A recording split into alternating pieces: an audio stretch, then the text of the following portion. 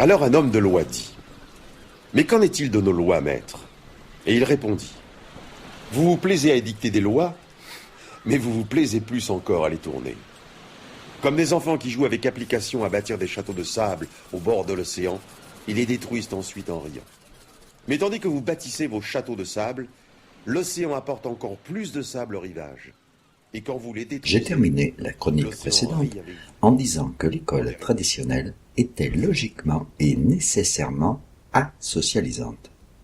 La volonté politique, s'il y en a une, ne suffira pas à la rendre totalement socialisante.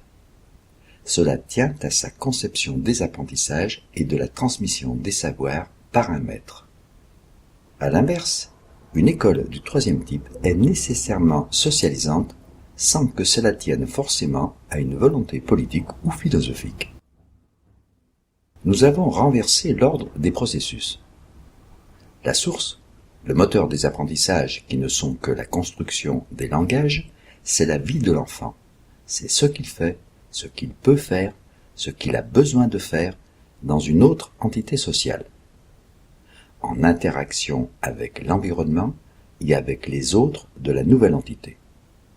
C'est dans une succession ininterrompue de faire, de projets et de leur réalisation que s'effectuera la construction des langages dont il aura besoin.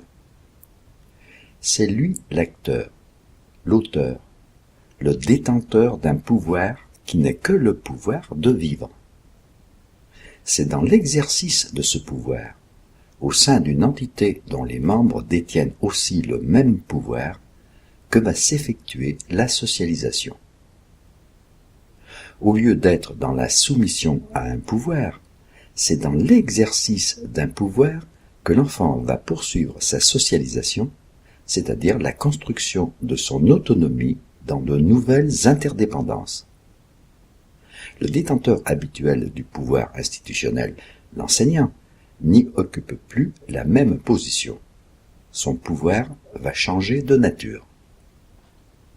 La finalité technique de l'école et de son instauration, c'est bien que les enfants et les adolescents y poursuivent la construction des langages qui leur seront nécessaires. Dans l'école traditionnelle, cette finalité doit être la leur, sinon l'école ne fonctionne pas. Tu vas à l'école pour apprendre, pas pour y faire autre chose ou t'y amuser. C'est une finalité exogène qui n'appartient pas aux enfants. Dans une école du troisième type, la même question posée aux enfants obtient des réponses différentes. Je vais à l'école pour y faire des tas de choses, pour faire des trucs avec mes copains, pour faire ce que je ne peux pas faire à la maison, pour m'amuser, c'est-à-dire pour continuer de vivre. Le vivre n'est constitué que de faire. Cette fois, nous sommes dans une finalité endogène. Les enfants auront le pouvoir, en même temps que des contraintes à s'imposer et à respecter, pour atteindre leur finalité. Vivre, vivre avec et vivre ensemble. L'atteinte de la finalité exogène sera le souci des adultes professionnels. Pour ce faire, ils savent qu'il faut que se constitue une véritable entité sociale où la finalité endogène de chacun pourra être satisfaite. Et ils savent que ce n'est qu'à travers les faire de chacun dans un collectif et un environnement particulier qu'ils pourront aider, orienter, provoquer la construction de tous les langages. Ce n'est plus le « faites ceci, faites cela » qu'ils auront à imposer, mais ils auront à se demander « qu'est-ce que je peux faire pour que les enfants fassent ? Qu'est-ce que je peux faire pour que chacun fasse parmi et avec les autres ? Qu'est-ce que je peux faire pour les aider à faire ?» La constitution et le maintien dans l'harmonie d'une entité sociale devient alors un de leurs premiers problèmes professionnels. Leurs compétences et leurs pouvoirs, alors naturellement reconnus, ne sont plus subis, mais sollicités. L'autorité devient légitime quand elle est un pouvoir reconnu parce que ceux qui l'acceptent en bénéficient immédiatement. Nous avons là les deux éléments d'une socialisation. Ils ne voient que leurs ombres, et leurs ombres sont leurs lois. Et qu'est-ce que le soleil pour eux, sinon un producteur d'ombres? Et qu'est-ce que reconnaître les lois, sinon s'y soumettre et indiquer leurs ombres sur la terre? Mais vous, qui marchez face au soleil, quelles images dessinées sur la terre peuvent vous retenir? Vous qui voyagez avec le vent, quelle girouette orientera votre course? Considérons que l'ensemble des règles que se donne une société constitue sa structure, lui permettant de fonctionner, et à chacun d'y vivre et de s'y épanouir.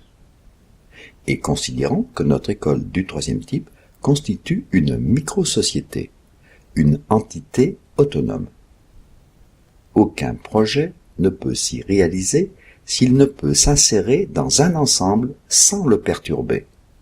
Mais aussi, tout projet perturbe nécessairement l'ensemble. L'auto-organisation est une adaptation permanente aux perturbations. Ce sont donc les projets, les envies, les besoins dans leur infinie variété qui vont structurer l'école devenue un système vivant. C'est à partir de cela qu'elle va s'auto-organiser. Le premier point, c'est que des projets puissent naître, s'exprimer, interagir et rebondir en continu.